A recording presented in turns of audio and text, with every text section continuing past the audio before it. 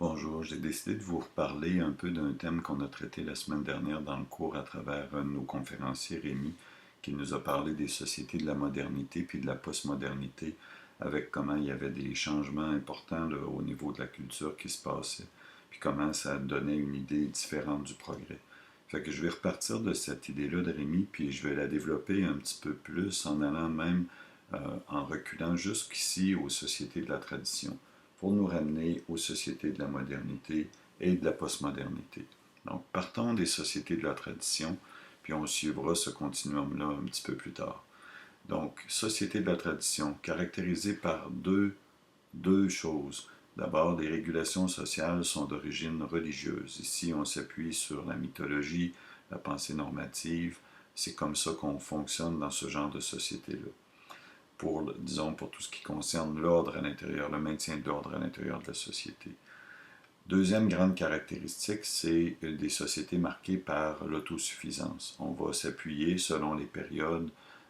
Donc ici, on couvre une très très large portion de l'histoire de l'humanité, là, à partir des sociétés de chasseurs-cueilleurs, en allant jusqu'aux sociétés qui vont développer l'agriculture.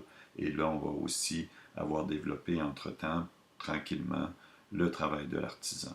Donc, sur ces bases-là, on peut penser à des sociétés qui sont, d'un point de vue économique, autosuffisantes. Là, on parle ensuite, ici, si je reviens sur le continuum en haut, vraiment de révolution, surtout sur le plan économique, quand on va arriver beaucoup plus tard, c'est très tardif dans l'histoire d'Homo sapiens, on arrive aux sociétés de la modernité, donc pas plus d'il y a 200 ou 300 ans, là, avec la révolution industrielle essentiellement, ou la révolution que d'autres appellent aussi thermo-industrielle.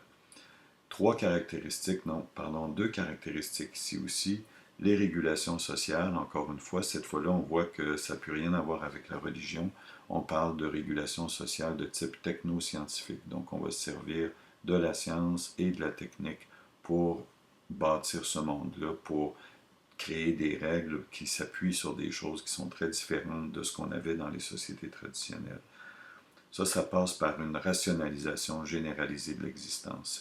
C'est l'époque de la raison. On glorifie la raison est triomphante. Ça va mener à une sécularisation progressive de la société. C'est-à-dire que la religion va être un petit peu, de plus en plus, progressivement, selon les sociétés, mise de côté, parce qu'on va vouloir expliquer de plus en plus de choses avec la science et de moins en moins avec la religion. Ce qui va avoir pour effet de provoquer ici une forme de désenchantement du monde. La magie occupe moins de place, la pensée magique, la pensée religieuse. Maintenant, on a des questions, puis on s'attend à ce que la science puisse y répondre. C'est dans ce sens-là qu'on parle de désenchantement. Mais cette rationalisation-là généralisée de l'existence va mener aussi à un nouveau système de valeurs. C'est important. Sur le plan culturel, donc, on va développer une idéologie de plus en plus individualiste. C'est ce qu'on appelle les sociétés du je, par opposition aux sociétés du nous qu'on avait dans la tradition, dans les sociétés traditionnelles. Donc, on est passé des sociétés de la tradition aux sociétés de la modernité avec ces deux grandes caractéristiques-là. La deuxième étant la production de masse. On ne parle plus ici d'autosuffisance, mais de production de masse de nature industrielle. Et ça, pour ça, on a eu besoin de capital pour, par exemple, démarrer des entreprises, des mines, des manufactures. On a besoin de nouvelles technologies. Entre autres, la machine à vapeur va être la première ou une des premières d'une longue série de nouvelles technologies. Puis, évidemment, d'une nouvelle division du travail, là, un travail de plus en plus spécialisé. C'est pas tout le monde maintenant qui va faire toutes les tâches. On va se séparer le travail un peu sur le principe de la chaîne de montage. Donc, société de la modernité, vraiment une révolution par rapport aux sociétés traditionnelles. Quand on arrive aux sociétés de la postmodernité, vous remarquez ici que le mot-clé, c'est plus révolution, c'est plutôt une mutation. Et cette fois-là, c'est pas sur le plan économique, c'est sur le plan culturel.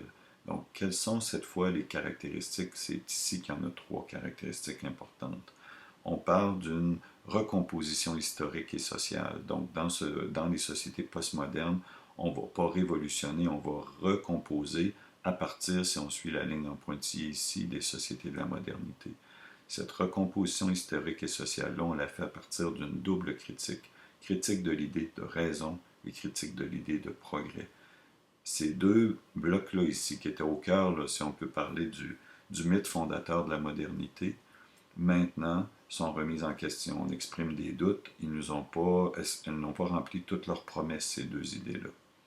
Ça va ouvrir la voie, on dit ici, au réenchantement du monde. Donc, deuxième caractéristique, ça va permettre le retour d'une quête de sens. Donc, si on avait parlé ici tantôt d'une sécularisation progressive, ici on parle d'un retour de la quête de sens qui fait à nouveau une place à la transcendance. Donc, si c'est pas la religion toujours qui va être de retour, c'est au moins en tout cas une quête de nature spirituelle. Qu'est-ce qu'il y a au-delà de nous, au-delà de notre recherche, au-delà de notre compréhension scientifique des choses.